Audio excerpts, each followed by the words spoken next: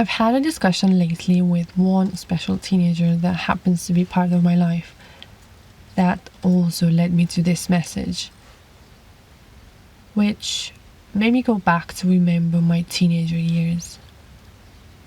If you'd ask me to sum up those years in one word, I'd say confusion.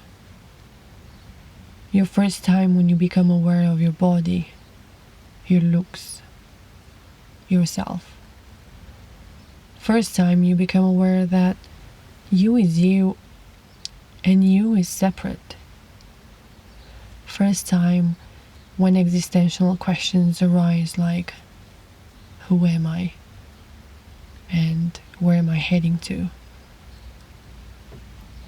Depending on one's character, you can lean more to a more dramatic set of questions, or maybe none at all, but somehow, deep down, you do know that you're confused.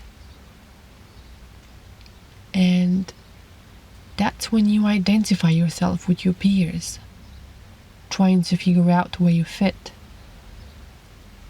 That's the time when social pressure doesn't allow you to just be, with no fears. So you're doubtful and fearful that you will never fit. And you're trying to copy the ones you think that have everything in your young eyes. Your value system is forming depending on your courage and perhaps many other factors. You either allow yourself to be swallowed by a narrative that most likely does not resonate with your heart, and you do this just so you can fit in, or in exceptional cases, you find your courage to rebel against your peers and follow your heart. Now, don't feel bad if you're in the first category. Most of us, that's where we fit. And that's when I think leadership comes into play. How important it is to lead the confused youth to the path to themselves. A decade later, I would argue that the importance of true leadership is immensely underappreciated and undervalued. We're more than often led by sheep, and what are sheep good at? Following each other and do the same thing every day until the rest of their lives. If you don't go to school, you're a retard. If you don't go to college, you won't get a job. If you don't get a job, you're going to end up on the streets, and so on. How many of you haven't heard the same narratives over and over again? Of course, it's natural to roll your eyes over these statements, but not because that they're boring, which they are.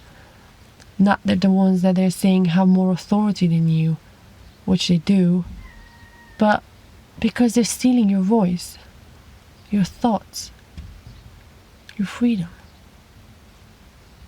How many times have you been given a voice? At school, in your group, or even at home? Now, what are your options? Well, we all tend to rebel against rules, parents, or school when we are young. Actually, we tend to start rebelling since we were 2 years old, and it's quite a natural behavior. We're just testing. We're testing the grounds, the patience, and the kindness of the other peers of the group. We're testing until we're stopped, and perhaps we're trying our luck even further until the adults are firmly letting us know that that was enough. But rebelling is not the problem. The problem is that we tend to rebel in silly ways like rolling our eyes or sulking, or even having an outburst of frustration back at our parents and so on. I would call this unconstructive rebellious acts that come from the reactivity of an untamed ego. Basically, you're emotionally out of control because you don't know how to control yourself. It's like your first walking steps. You have such a little self-awareness that you're not even yet capable of catching your reactions before you let them out. And you end up saying things that in a grown-up world make no sense. They're just being reactive behaviors at the discomfort of your own being.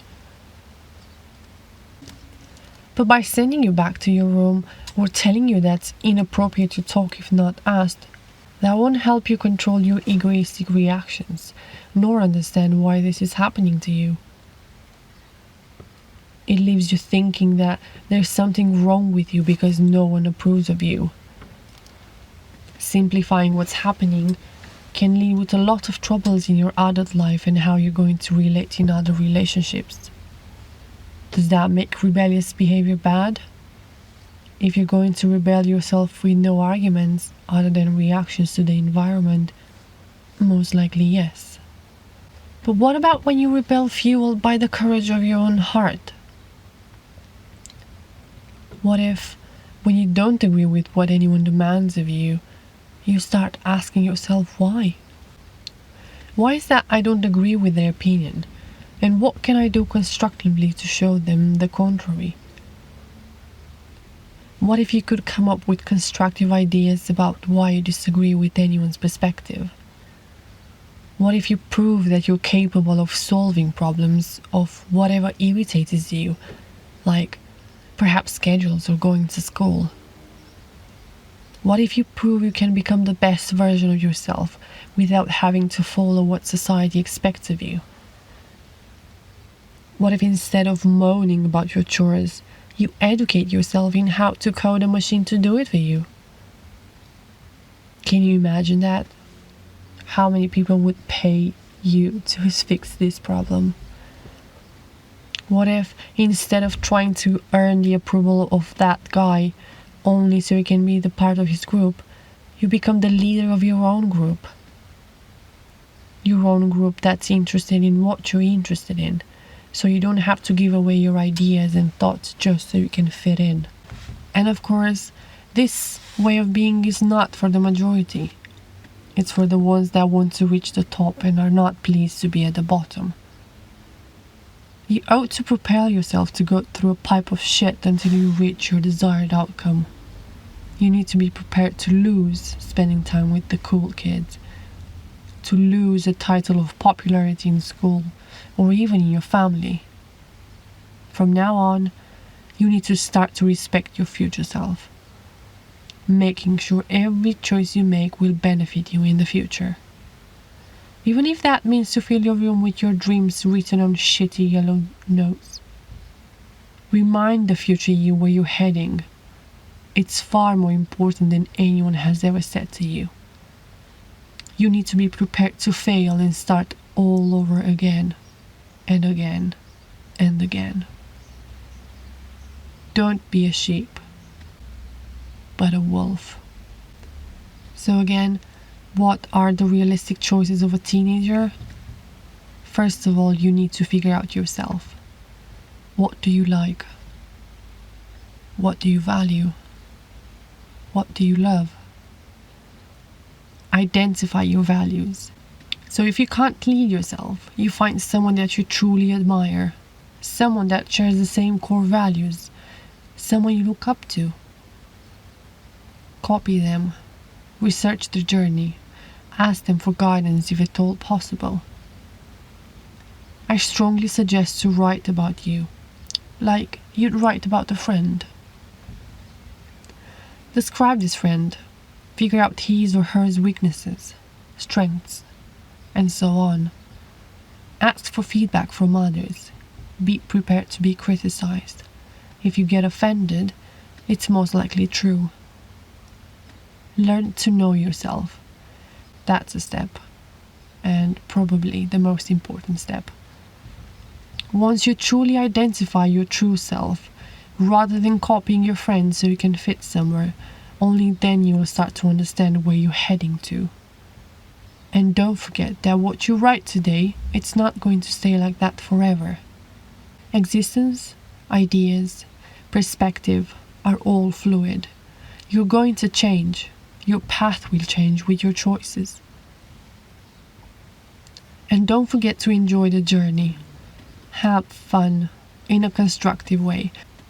The future you will thank you for that later. Good luck.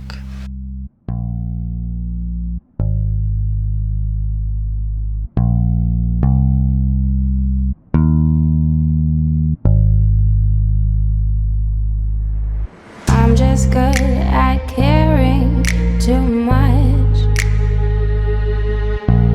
I'm just good at caring too much. Is it too much to ask that you be all mine?